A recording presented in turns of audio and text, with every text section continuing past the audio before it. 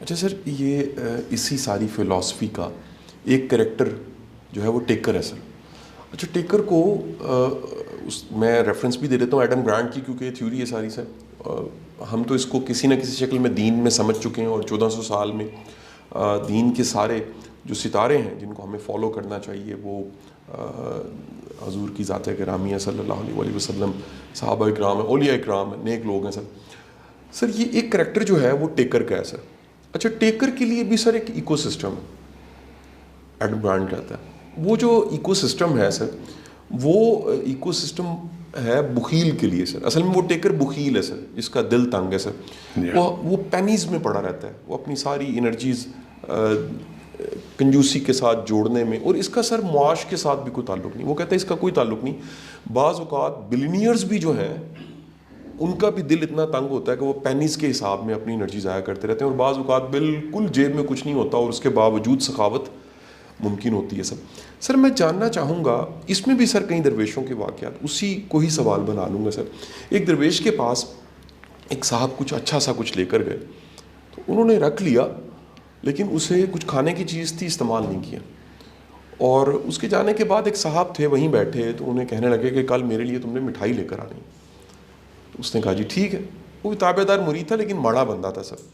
تو کسی دیکھنے والے نے، وہ جو دیکھ رہا تھا اس عمل کو، کہ وہ رجا پوجا آیا اور اس کو رکھ دیا اور ماڑے کو کہا کہ تم نے کل مٹھائی لے کے آنی ہے، تو اس کے پیچھے حکمت کیا؟ تو انہوں نے کہا کہ یہ بخیل ہے اور یہ سخی ہے. یہ بخیل امیر ہے، یہ سخی غریب ہے. درویش سخی سے کھا لیتا ہے، چھین کے بھی کھانا پڑے، کیونکہ جو ملے گا اس کا پوائزن نہیں آئے گا، نیگیٹیوٹی نہیں آئے گی. بخیل کا دیا ہوا وہ بھی ایک برڈن ہے. سر بخل والا ایک ایسا شخص جس کا دل تنگ ہے، جو اپنی کنڈیشنز پہ منوانا چاہتا ہے، جو لائف کی 1000 چیلنج کے باوجود ضدی ہے کہ چیزیں میرے مطابق ہوں تو ٹھیک ہے، ادروائز. بخیل اپنے آپ کو کیسے بدلے سر؟ دل کی نرمی کے لیے کیا کیا جائے سر؟ دل کے گداز کے لیے کیا کیا جائے سر؟ اپنے آپ کو مولڈ کرنے کے لیے، دل کو بڑا کرنے کے لیے، اس وسعت کے لیے، اس ایکو سسٹم سے نفع حاصل کرنے کے لیے ٹیکر کیا کرے؟ بات چونکہ ایکو سسٹم کی ہو رہی ہے، اور یہ جو آتھر ہیں جنہوں نے کتاب یہ لکھی، ان لائنز پر اس کو ایکسپلین کرنے کا کریڈٹ میں تو 100% ان کو دوں گا کہ یہ شاید پہلی بار کسی نے ان چیزوں کو اس اینگل سے دیکھا ہے. اگرچہ اس نے پیورلی دنیاوی معاملات کو سامنے رکھ کے بات کی ہے، لیکن کریڈٹ بہت بڑا ہے، اس لیے ایک بڑی باریک ریسرچ کی بھی ہے اس نے. تو وہ ڈیزرو کرتا ہے کہ اس کو کریڈٹ اس کا دیا جائے، اپریشیٹ کیا جائے. یہ جو ایکو سسٹم کی بات ہو رہی ہے، میری انڈرسٹینڈنگ کے مطابق بخیل، یا جس کو انہوں نے ٹیکر کہا، یہ اس ایکو سسٹم کو اینڈ کر دیتا ہے. اس پروسیس کو، چلتے ہوئے پروسیس میں اسپینر ڈالتا ہے اپنی بخیلی سے. وہ چل نہیں پاتا کیونکہ ایک جگہ آ کے چیزیں سٹک کر گئی ہیں، رک گیا ہے. یہ دریا کا پانی ہے جو بہہ رہا ہے، اور بہتا ہوا پانی دوسروں کو کی پیاس بھی بجھا رہا ہے، زمین کی پیاس بھی بجھا رہا ہے،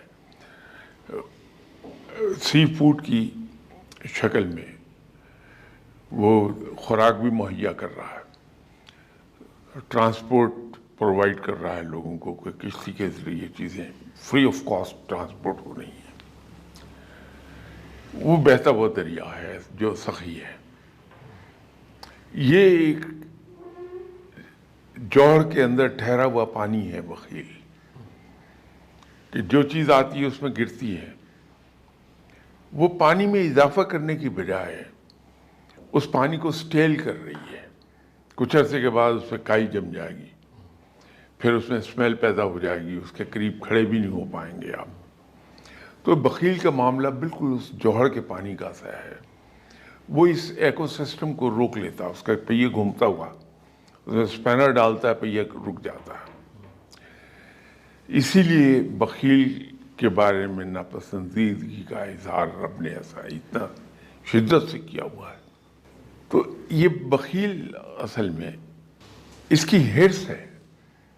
امام غزالی نے یہ کہا تھا کہ انسان اگر رب کے قریب جانا چاہتا ہے، اس کی دوستی حاصل کرنا چاہتا ہے، تو اسے اپنے دل کی 10 آلائشوں کو دور کر لینا چاہیے، اور ان آسائشوں کے اندر حسد، کینہ، غصہ وہ تو ہیں، لیکن حرص جو ہے جی سر. اس حرص کو انہوں نے پھر فردر تقسیم کر دیا اچھا سر. کہ حرص الطعام اور تو اور حرص الکلام بھی، صحیح سر. کہ گفتگو کرنے کی حرص جو ہے، جی سر. لالچ، جی سر. وہ بھی آلائش ہے دل کی. صحیح سر. تو حرص الطعام، حرص الکلام. بابا فرید نے کہا جو جمع کرتا ہے وہ فقیر نہیں حریص ہے. کیونکہ جب ہم چیزوں کو جمع کرتے ہیں تو وہ ایک جوڑ کا پانی بنتا ہے جس میں بالآخر گل سڑ جانا ہے، اسمیل پیدا ہونی ہے، کائی آ جانی ہے اس پر. اس کو ہم نصیحتوں سے کبھی ٹھیک نہیں کر پائیں گے. ٹھیک سر. بڑی حکمت کے ساتھ اگر ہم ایسے آدمی کی توجہ ان لوگوں کی طرف دلائیں جنہوں نے دینا سیکھا، تو رزق نے ان پر، رب نے ان پر رزق کے دروازے کھول دیے. ٹھیک سر. تو بڑی حکمت کے ساتھ. جیسے ایک طریقہ یہ ہو سکتا ہے کہ میں بخیل ہوں، کوئی مجھے آ کے یہ کہہ دے کہ شاہ صاحب وہ قاسم علی شاہ صاحب کل تک بائیسیکل پر گھومتے تھے، وہ بھی کرائے کی بائیسیکل پہ، آج ان کے پاس 6 گاڑیاں ہیں. تو یہ کیا چیز ہے جس نے قاسم علی شاہ صاحب کو اتنا دنوں میں امیر کر دیا؟ تو پھر خود ہی اگر بول دے کہ وہ میں نے یہ دیکھا کہ وہ دینے میں بلیو کرتے ہیں، تو رزق بڑھ گیا. اب بخیل جو ہے اس کو لالچ مجبور کر رہی ہے بخیلی پر، حرص ہے اس کی جو اسے مجبور کیے ہوئے ہیں.